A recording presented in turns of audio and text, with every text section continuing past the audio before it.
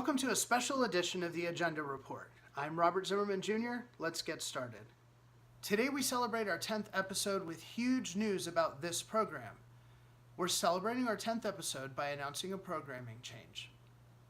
The Agenda Report will broadcast in-depth reports that focus on the larger picture of the consequences of media manipulation versus a daily report dissecting their tactics. The Agenda Report will take on a new format that I'm very pleased with, and I'm confident you will be too, because it will allow more time to take a more comprehensive look at how the fake news media and their friends in Washington do their dirty work of circulating lies to assassinate people's character by casting them in false light. First up for this report, the Iran deal, and later, a look at how the fake news spins the White House Correspondents' Dinner into an opportunity to stand on the graves of dead journalists to extort their virtues.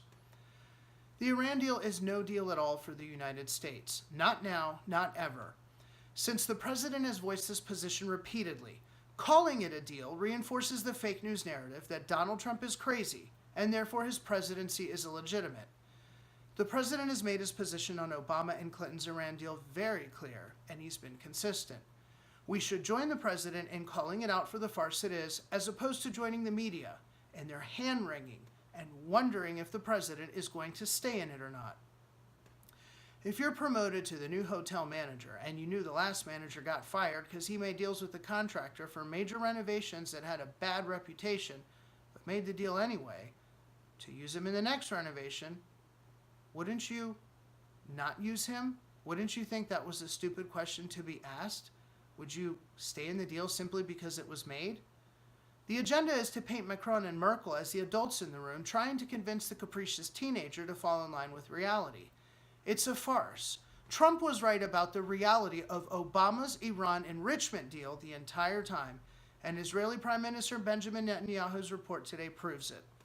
Legitimizing a non-deal by asking if the U.S. will remain party to it, after the president announced today that he might negotiate a real deal from the Rose Garden, isn't asking a real question.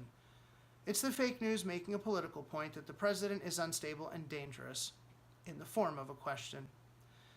This past Saturday night at the White House Press Correspondents' Dinner, we saw a disgusting display of incestuous sycophants at swamp play. As if the assault on White House Press Secretary Sarah Sanders hadn't even happened, the fake news focused its coverage on what they call the president's assault on the free press, delivered from his counter event at another far more special Washington. The POTUS called their event phony, and the press used this remark to justify their assault narrative and to suggest that the president is making things deadly for journalists. They pivot to their coverage of 9 journalists covering Kabul, Afghanistan, who died this morning, and cited as evidence that they are all under fire. Give me a break. The comparison is disgusting. How dare you stand on the graves of real journalists who died covering and reporting facts from the ends of the earth to extort your virtues and proclaim your victimhood? Shame on you, fake news. If you like this video, please subscribe so you never miss an episode, because every single subscriber is a big deal to us.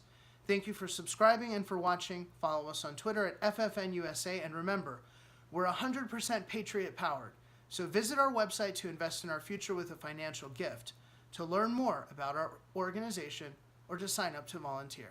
Thank you.